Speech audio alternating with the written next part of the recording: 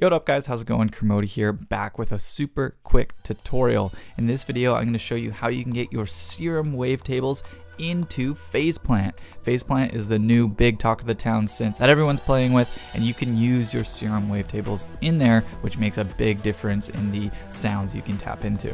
Super quickly before I get into things, if you guys haven't hit the sub button, please do. I really want to grow this channel so I can keep bringing you guys content and provide it to as many people as possible. But without further ado, let's just dive into the video.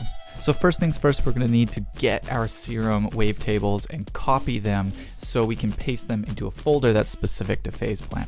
So to do that, super easy. You open up this drop down menu where you can open up Show Serum Presets folder. Once that's clicked, this folder opens up here, and within it you can see the tables. Now within the tables, you can just copy this first folder here for the tables, or if you want just specific ones, you can grab those as well.